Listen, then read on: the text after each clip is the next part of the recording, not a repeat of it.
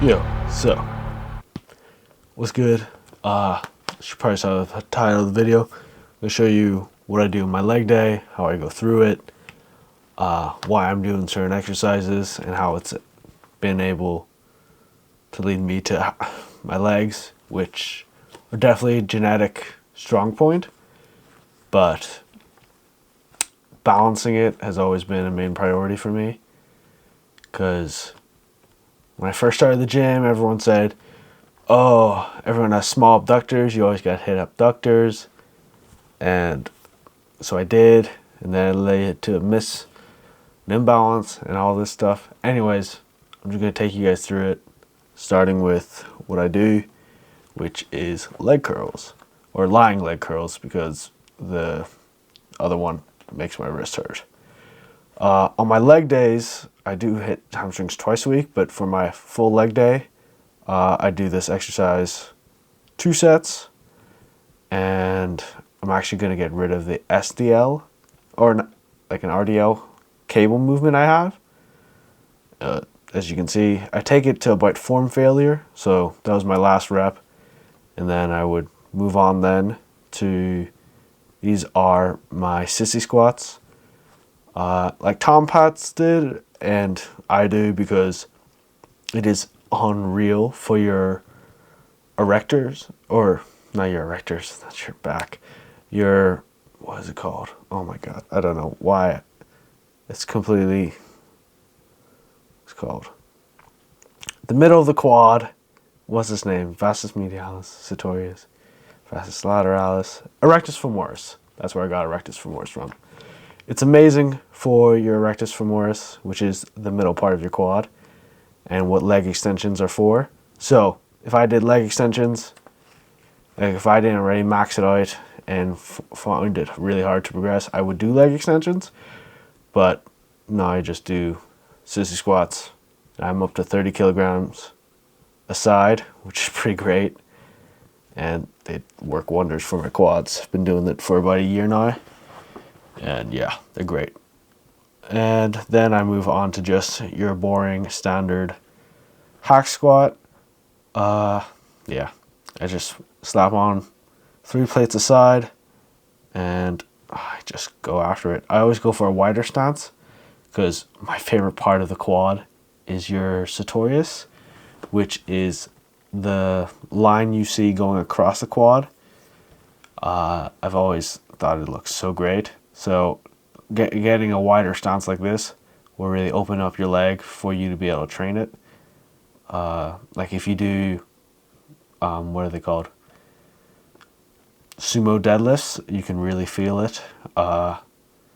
Your sartorius working, but you don't really feel it with much else unless you do a wider stance. So yeah, and this is just my second set.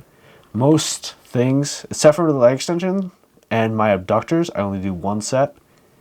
And yeah, so I just hit that again, going more to form failure, or reps in reserve. For my abductors, I do about 2 to 3 RIR. So I just get after it because I really don't need that much more abductor in my leg progression. Maybe the more bigger my legs get, like my quads and hamstrings and glutes, the more I'll need to train abductors more. But right now, doing 100 kilograms for 12 plus reps is great.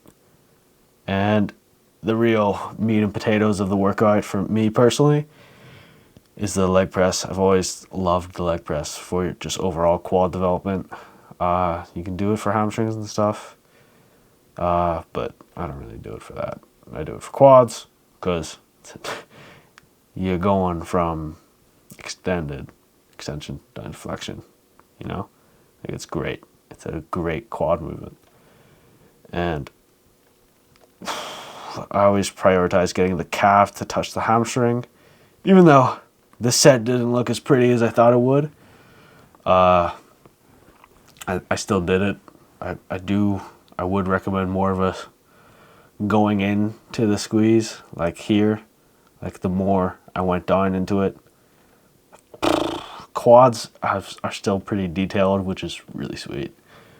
So yeah, doing a little bit of a wide stance. Not really that wide. I just went for a lot of reps here because as soon as I was finished, I had about 1 or 2 reps in reserve. I did lunges for my glutes because I couldn't be arsed doing hip thrusts. I do them anyway, but I need glute development, and this is a great way to do it. I was dying here, and here's what you've been waiting for sure. Just my quads and my legs overall. And yeah, they're most definitely a strong point in my body. I don't hit calves. I haven't trained calves in about 5 months. So if you wanted to know how I got big calves, genetics. My mom has big calves. I'm short, 5'7", and yeah, it's just in my genes. But yeah, no pump here for my upper body. Still looking pretty decent. Yeah, that's kind of really it. I just wanted to go over what my leg day is, why I do things the way I do things. Why am I not like, oh, why aren't you doing squats? Squats are great. Squats are great. And like, if they didn't gas me out so much, I probably would do it. But they gas me out way too much. I use too much of every part of my leg when I like to focus on things. I've always been that way. As I said, when I started the gym, I just hit abductors so much, and now they're the biggest part of my leg.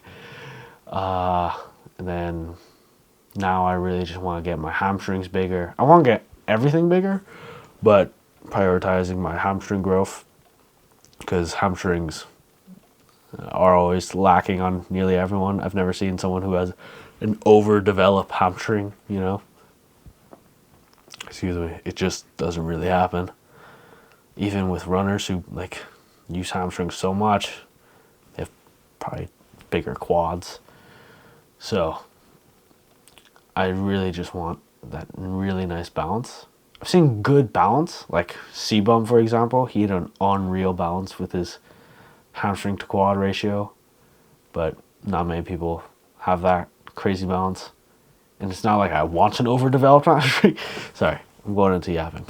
But yeah, I always prioritize what I want in my legs. I want quads. I train like squat movements. I train something that will keep my hips elevated, like a sissy squat or leg extensions. If you can really lie back and keep your hips up, that's why I do the sissy squats, because your rectus femoris, got it right, is connected to your hip, and it needs your hip to be fully up, extended, for you to be able to actually hit it properly. That's why if you see guys who lay back on that leg extensions, doing good weight for good tempo, they'll probably have great erectors, And I always think it's such a key part in separating the quad, just like the sartorius. Like the vastus medialis and vastus lateralis, which is the inner and outer part of the quad, most people have no trouble. I've never seen it underdeveloped looking, because you just do any quad movement and they're practically getting hit. But with things like your sartorius or your rectus femoris, people have always not done it right. They've always, not always, there's a lot of physiques that have really underdeveloped it, or have underdeveloped muscle groups on that quad, and it looks strange. But then there's guys like Branch Chan who just complete always separation in the quads, and it's just holy, So that's why I like to overthink my leg training in that instance. Also, if you want to know what I do hit when I do train calves, it's just leg press. I guess fully extend my legs and then just go all the way back from my foot to my foot. My foot's like this. I go all the way back and point up. That's it. It's pretty simple. Yeah, nothing really to it. So yeah, it's kind of a little long yap fest for me. So hopefully you've gained some knowledge on how to grow your legs, quad bias at least. I don't know the fancy names for each head of the hamstring. There's 4, and I always forget them.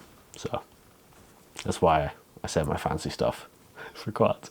Anyways, if you liked it, like it. If you want to see more videos, like it, subscribe. If you guys do like me going through my workouts, tell me so I'll make another one. I'll probably make another one anyway. But yeah. See you guys in next video. Next week, weekly uploads, hopefully. I'll try.